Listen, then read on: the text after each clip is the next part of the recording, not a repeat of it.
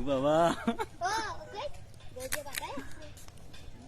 মাছ তো জিনিস যে মারে না মারে না মারে না মারে না টিক টিক টিক টিক বাবা আল্লাহ জিনিস দেখেন এখানে একটু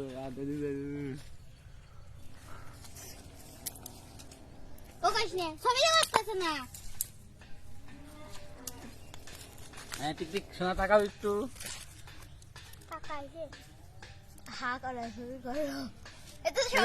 না নে